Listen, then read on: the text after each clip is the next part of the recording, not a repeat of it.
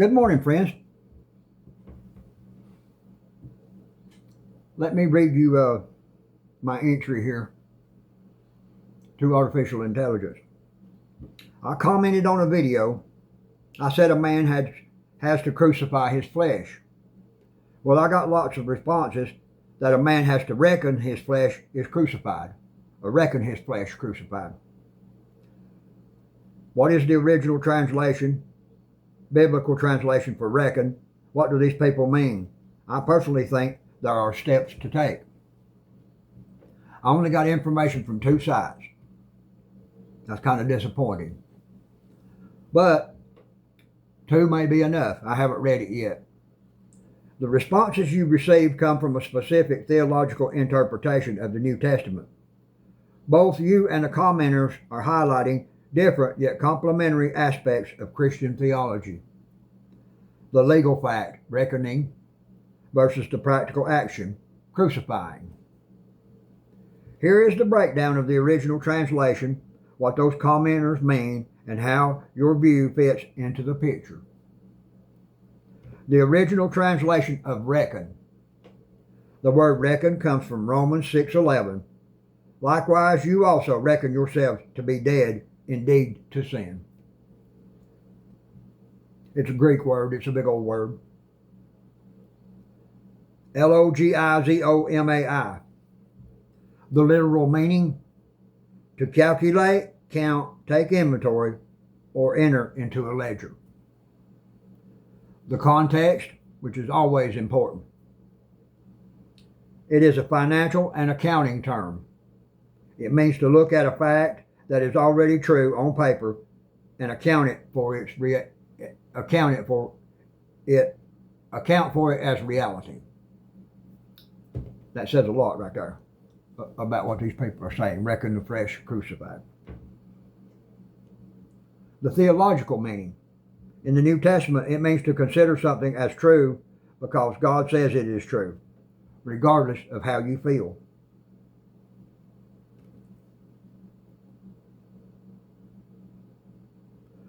What do commenters mean?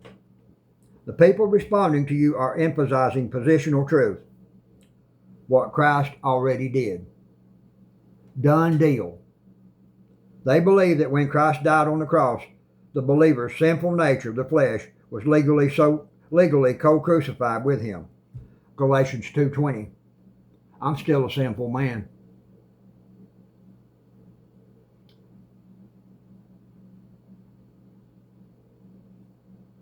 No effort required for salvation. They argue you cannot physically or mentally crucify something that God already killed 2,000 years ago. Faith over works. To them, reckoning means shifting your mindset.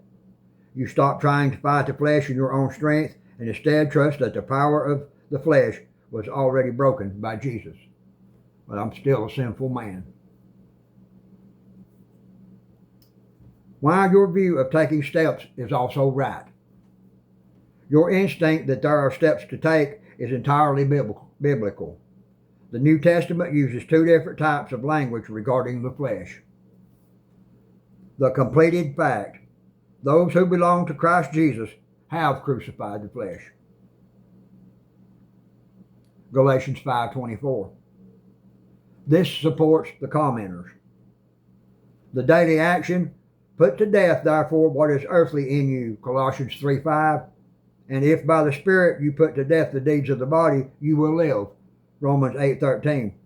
That supports your view, my view. How to bridge the two views. The process of Christian growth, sanctification, requires both concepts. Think of it like this. The legal fact. Reckon. You recognize that you have been given a new identity and freedom from sin's power. This is the foundation. The daily step. Crucify. You actively choose to say no to sinful desires daily. You cannot take the practical steps effectively without believing the legal facts first. Otherwise, you're just relying on willpower. How did I get started on this? because of the things I think. One day somebody said, quit blaming it on the devil and crucify your flesh. Well, I'm working on crucifying the flesh, and I've stopped blaming it on the devil. God bless you, friends. Have a great day. Man's just naturally sinful.